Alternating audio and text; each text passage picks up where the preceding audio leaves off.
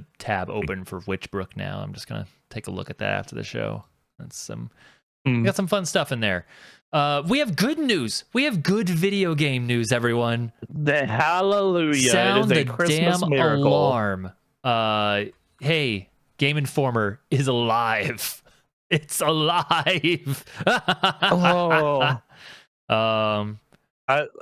Yeah, so I was shocked when this happened. Yeah. So apparently GameStop sold it off to Gunzilla Games, is the creator of an NFT battle royale game. And then from the start, the new owner insisted on the idea of Game Informer remaining an independent editorial outlet, and they felt strongly, as our team did, that the only path forward was an editorial group that made 100% of the decisions around what we cover and how we do so without any influence from anyone else. I'm like, okay, I wonder how long that's going to be that way. But they now operate. Oh, go ahead. They now operate under Game Informer Inc., and our intent is to continue to highlight and focus on the coolest games, celebrating the history and legacy of the gaming industry, and shining a spotlight on creators and players who are charting its future. So okay. I mean, that sounds great. I am worried, like 6 months down the line, it's like, all right, time to talk about the latest NFT games. That's always the concern with this shit, right? Yep. Like whenever you have like an entity like that buying a media outlet, but the unfortunate part is what media outlet, so that the game's media outlet space is kind of fucked, right? Because you have kind of like two spaces. You have the space of professional editors and news people who are like have to be held to standards that, you know, like that anyone who goes to school for journalism is held to.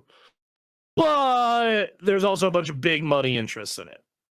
And that's a problem for about a million different reasons. And then on the other side of that, you have like small Joe Schmo who is either not informed about how anything works or has an agenda or isn't held to any type of standard beyond, you know, whatever his audience holds them to. And misinformation can easily spread from that. Yeah. So it's like, it's pick your poison. It's like uninformed, non-corporate entity or informed, awful corporate entity. You know. Or you can come to us, the arbiters of good taste, who will never lie to you. Exactly. No, very true. We're going to need a lot of money put in before we start coming up with a print version of what we do. But hey, you know, if that's what the people want. If y'all support us that hard, we will make a print version. Yeah. Oh, that'd be great. You know, that's something I never really considered was in our future when we were like starting doing GameCraft. Like I never considered print to be really where we were going at all. But just based on my time, you know, reading game magazines, like that would have been fun. That would have been a fun time making video game magazines. Because when we started, we were writing for the internet. Yep. Like we were writing reviews for the Gamer Access and for before that our own thing, and like that's what it was. And you know, we were held to a certain standard, and like and in the case of when we were by ourselves, we held ourselves to a standard, and you know, like yeah, man, it's like I never had the perspective of writing for a magazine. And writing for a magazine already just sounds weird as hell. Right. Because by the time someone can read that, you wrote that over a month ago. Right. Yeah.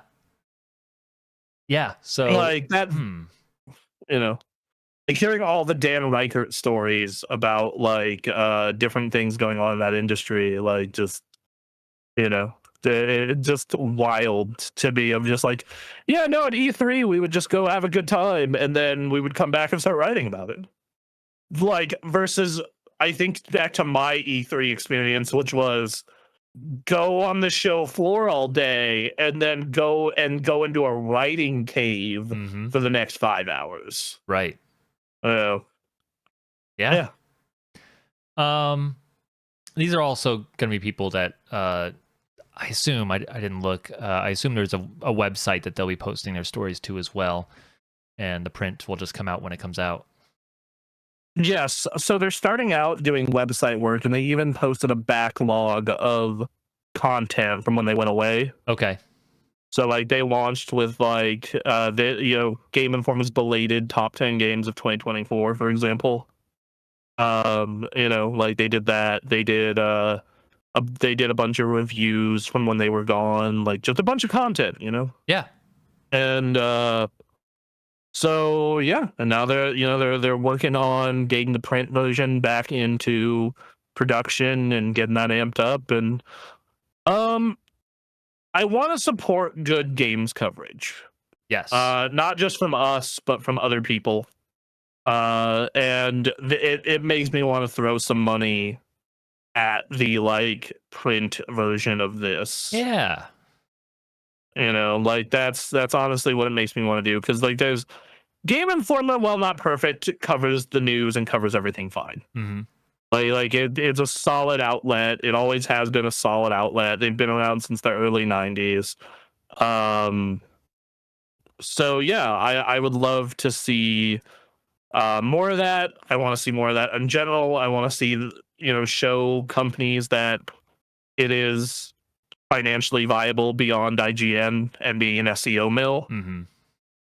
So put my money where my mouth is and on that, just like how I already I have Jeff's Patreon, and I have and I have God, I'm forgetting their name. Dear Lord, blanking. Oh well. Anyway, but yeah, I have Jeff's Patreon. I've had other good games coverage Patreons in the past, and yeah, no, I think that this stuff is important. Yes. Yeah.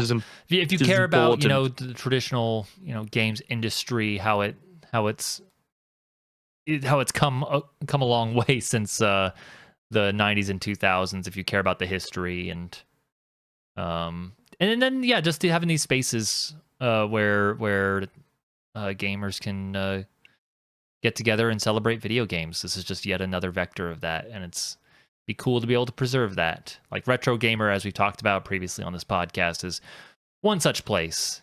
And I don't think Game Informer was the last one. It's just, nice to preserve what we can if we're able to. So, and now that money's not going to GameStop. So, even better. Really, that's the real reward of this, is if we can choke the life out of GameStop just a little faster. Just a little quicker. It'll be a good for the world.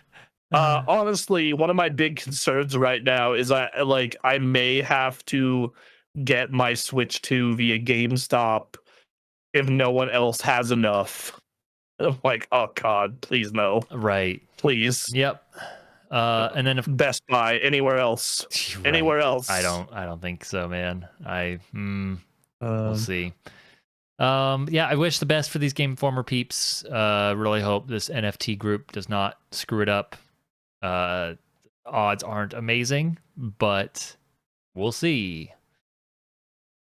I can't imagine the NFT Battle Royale game is doing incredibly now. I don't know how that company got their money. I mean, yeah. I have a lot of questions about how a lot of money gets made, and I don't always understand it. Yep. Nope, you're right. Yep. Yeah. All right. Well, yeah, we'll keep an eye out on when Game Informer starts rolling out again. So yeah. Let's